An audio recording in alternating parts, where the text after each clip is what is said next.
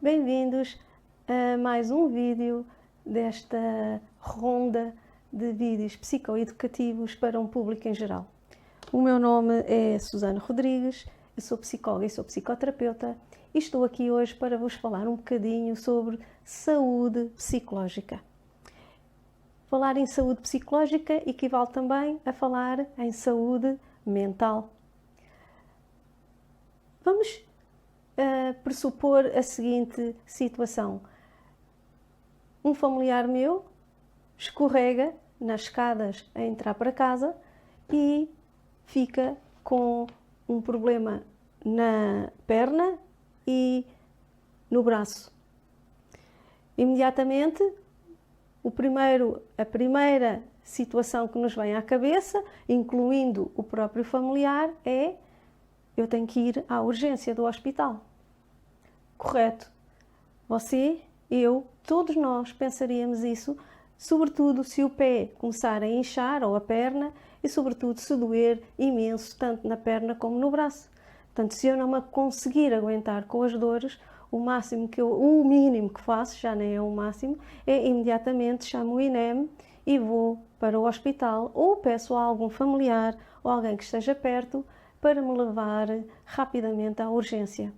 Esta é a atitude, é o comportamento que implicitamente todos nós sabemos que vamos fazer no caso de uma injúria física. Quando a injúria não é física, quando se trata de um problema psicológico, a situação muda um pouco de panorama. Vamos ver.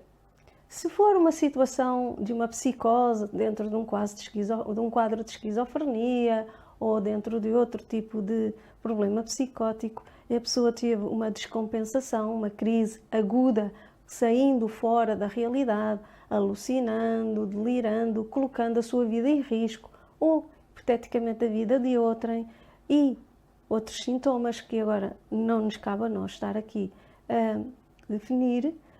Sim, é provável que alguns de nós tomemos a decisão de chamar o INEM ou de levar a pessoa à urgência do hospital. Ora, quando não é uma situação de emergência imediata, ou seja, de que eu psicologicamente me desmembro ou tenho uma crise como esta que eu acabei de dizer, uma crise psicótica ali, gravíssima, aguda, no aqui e no agora, nós começamos sempre a pensar que a nossa saúde mental, que a nossa saúde psicológica poderá vir a ter ainda a possibilidade de esperar. O que é que eu quero dizer com isto? É que deixa de ser prioridade. Isto vai passar, dizem as pessoas em geral. E é o que você e muitas pessoas fazem na sua vida. Ou seja, a saúde psicológica não é prioridade para a maioria de nós.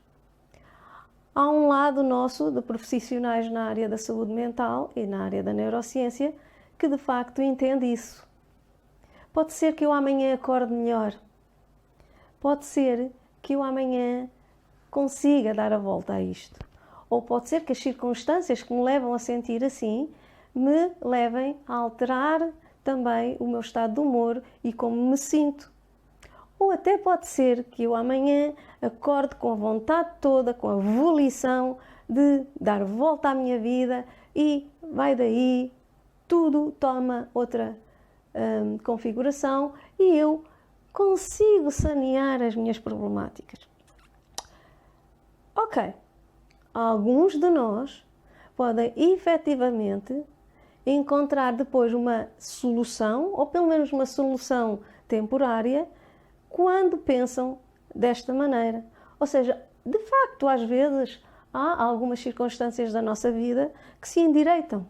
De facto, às vezes, a leitura que fazemos da realidade e que nos faz estar psicologicamente afetados pode alterar-se mediante alguma coisa que aconteceu. Ou eu faço uma intravisão, uma introspeção e verifico que estou a fazer, por exemplo, uma tempestade num copo d'água, ou que estou a interpretar determinados factos da minha vida como demasiadamente catastróficos, dramáticos ou de prejuízo, e portanto, ao fazer esta segunda avaliação, não é? Em que eu é que estou a avaliar o mundo como catastrófico e sou capaz de retificar a minha maneira de ler o mundo e de ler as circunstâncias, e quem sabe, alguns de nós irão recuperar o ânimo e levantar a cabeça, ou até as próprias circunstâncias que levaram a que eu me sentisse assim podem ter um volte-face. Vamos imaginar que eu fiquei deste modo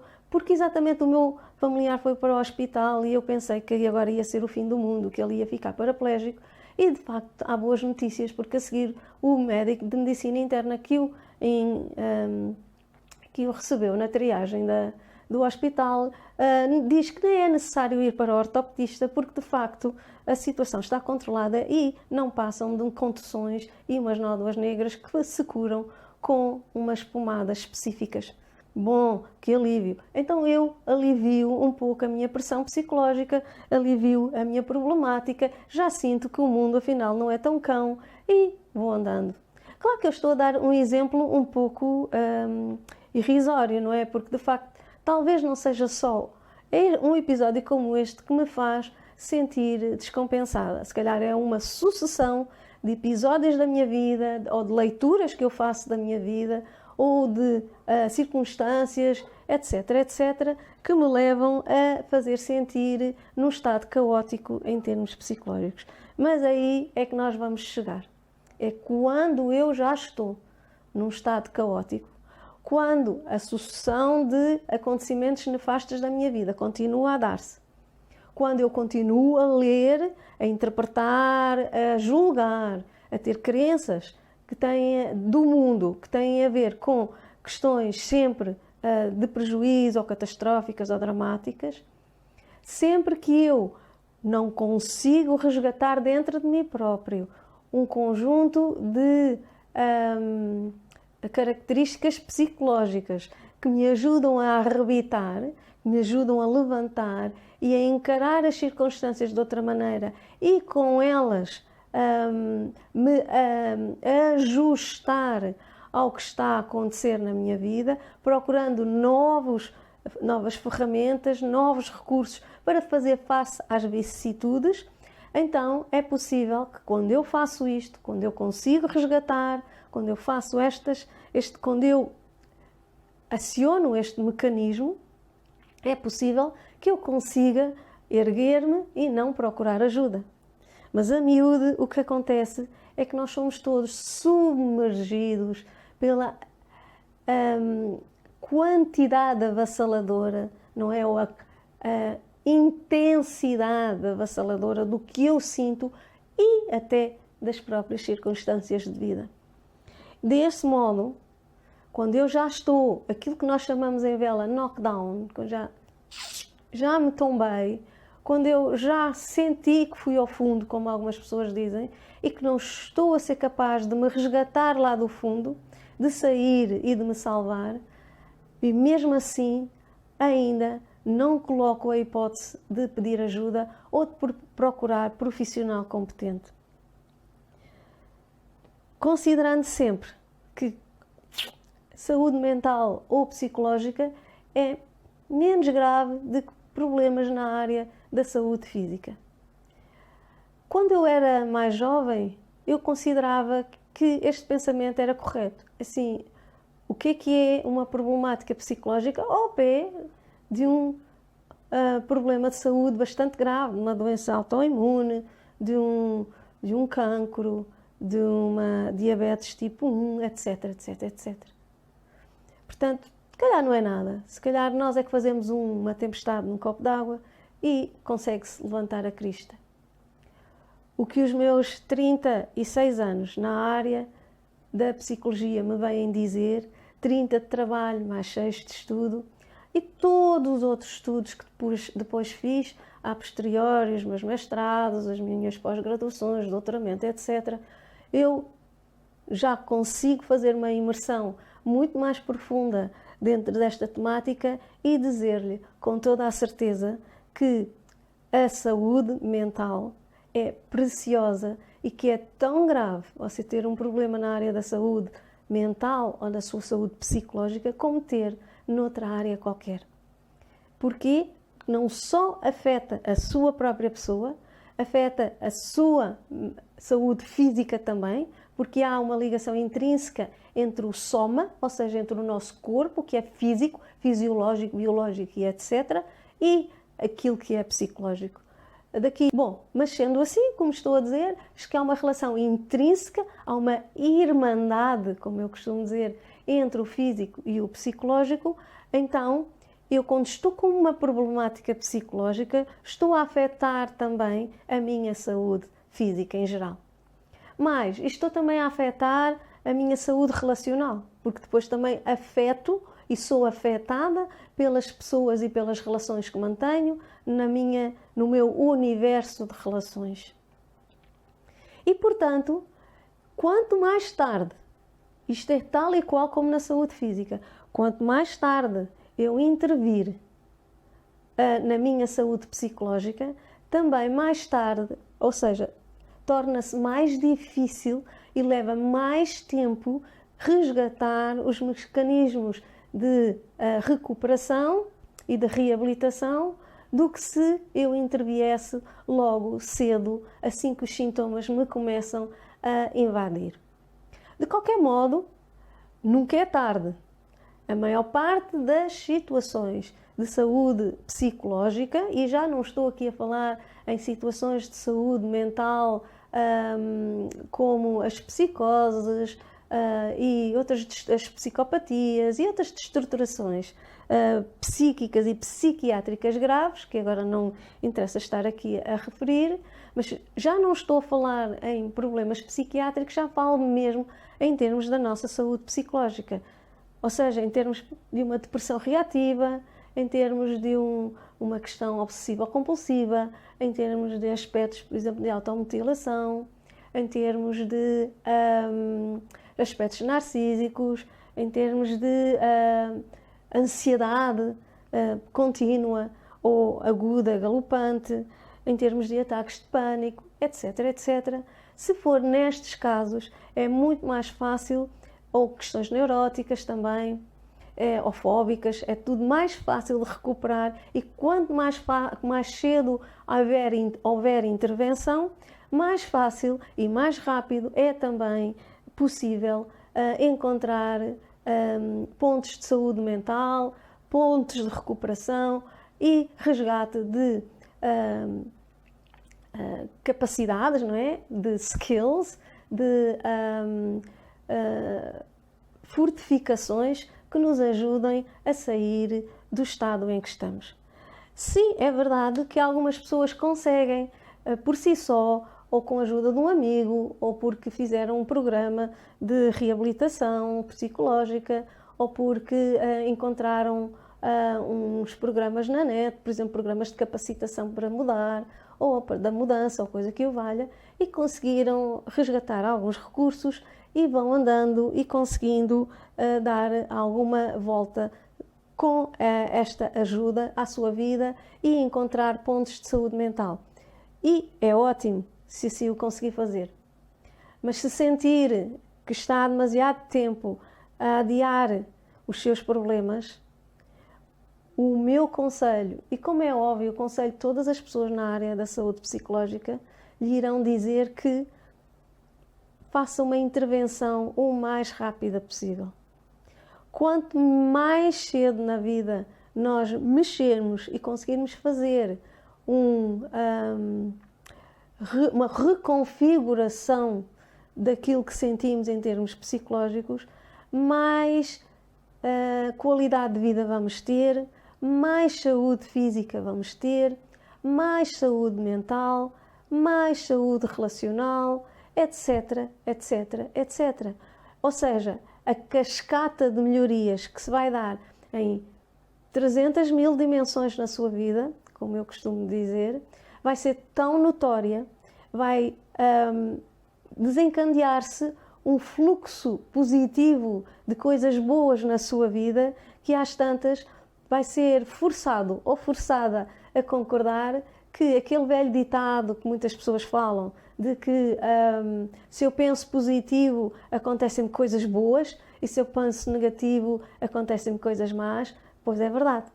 Porque quando eu estou no estado de sofrimento e estou negativo, eu não estou a acionar um conjunto de substâncias químicas no meu organismo que me ajudam a reabilitar o meu humor e que me ajudam a colocar em posição ou tomar decisões na minha vida que me trazem coisas boas. Pelo contrário, se eu não estou a resgatar e a propulsionar, vamos falar assim, estes aspectos da minha vida psicológica e que me levam a uma alteração dos neurotransmissores e das substâncias químicas que vão, de algum modo, ajudar-nos a reabilitar também o humor e a nossa psique, então, nesse caso, eu vou sussurrar e vou encontrar um conjunto de circunstâncias na qual eu me ponho também a jeito para tudo em cascata acontecer de modo negativo. Portanto, isto é um dado adquirido. Se eu penso positivo, acontecem coisas positivas. Se eu penso negativo, acontecem coisas negativas. Até porque o meu próprio comportamento está aberto, está receptivo só às coisas que não funcionam bem.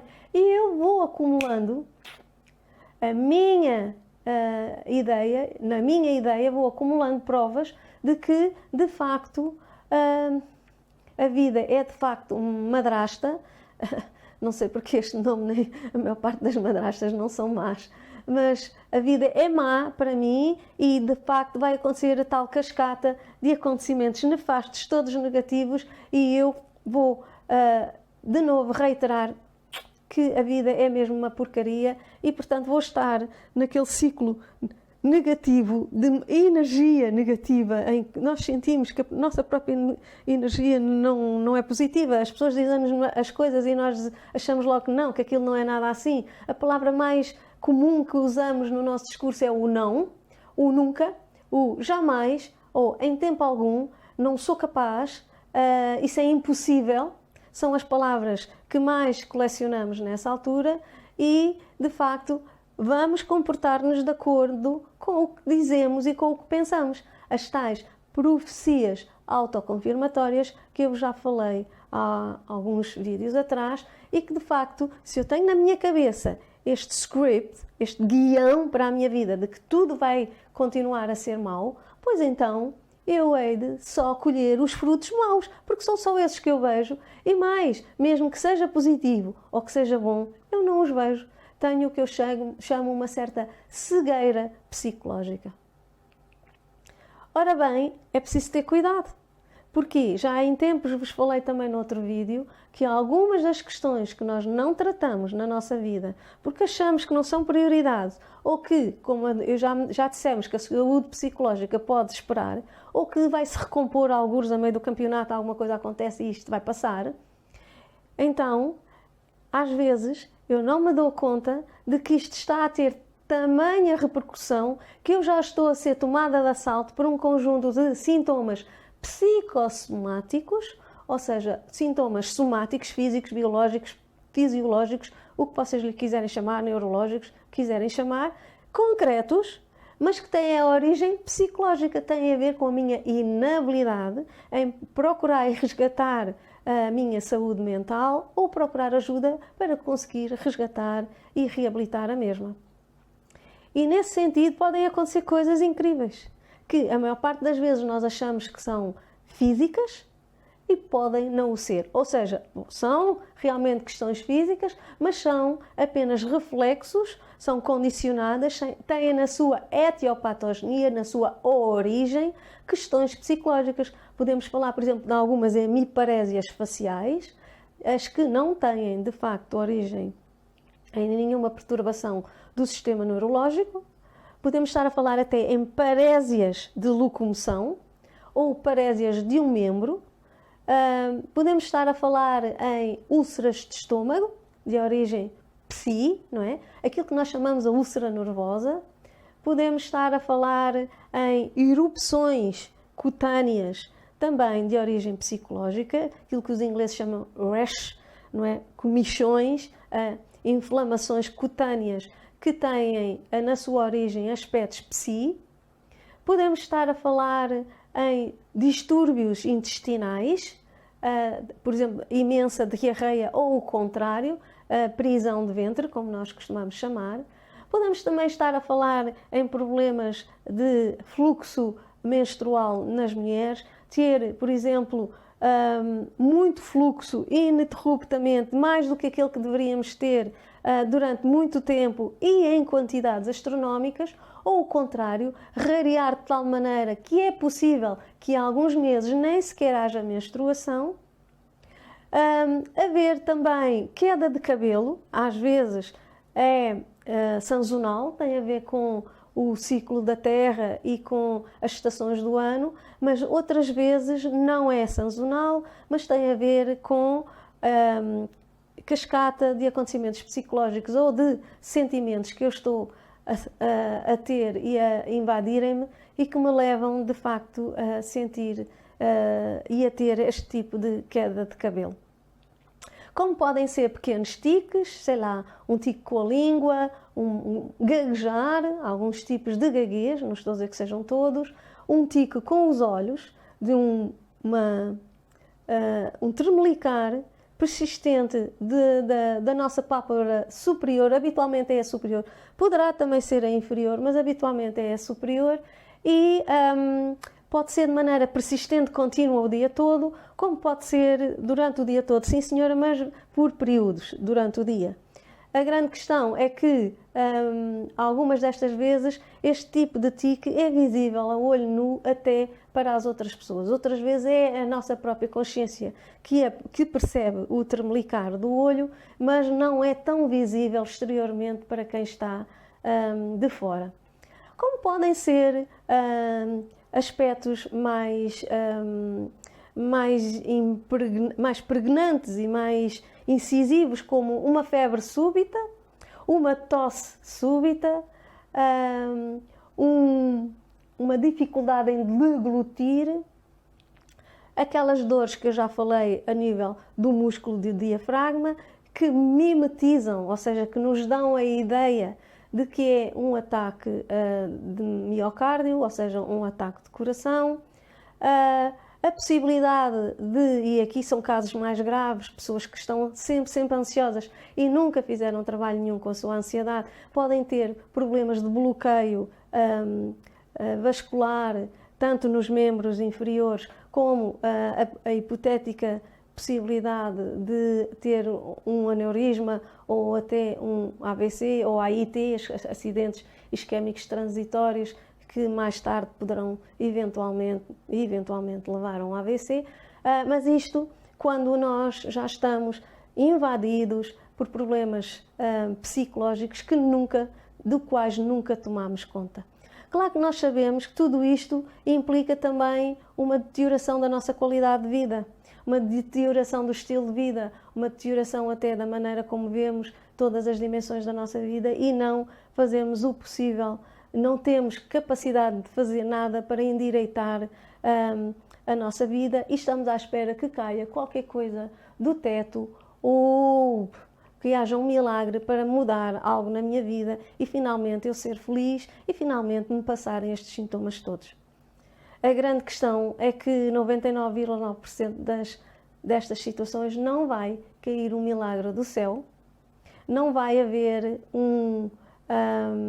uma circunstância qualquer favorável, milagrosa, ganhar da lotaria ou um novo emprego ou ver-me livre da pessoa que me anda a tanzanar o juízo, vamos falar assim de um modo simples, ou não vai haver nada de especial que vai fazer com que os meus problemas de relação com a minha namorada ou com o meu marido, ou seja, o que for, se vão resolver, nem pouco mais ou menos, então eu vou ficar eternamente à espera de algo que venha de fora, não é? De um locus de controle externo, ou seja, alguém, algures, algumas coisas, circunstâncias, milagres, etc, etc, que me venham salvar do sítio de infelicidade onde eu estou neste momento. E como isso não vai acontecer assim, a maior parte das vezes, eu terei que fazer movimentos para encontrar os recursos para me salvar. E um desses movimentos, obviamente, é procurar ajuda. Portanto, se está desse lado e se encontrou, alguns no meio do meu discurso, alguma coisa com a qual se identifica, ou se conhece pessoas que sofrem desta maneira e não têm a mínima ideia de como sair disto, saiba que é possível. Saiba que há um conjunto de profissionais que trabalha nesta área, que são altamente treinados para o ajudar e que estão ao dispor para mitigar e abolir os sintomas que o fazem sofrer, tal e qual como qualquer outro profissional na área da saúde.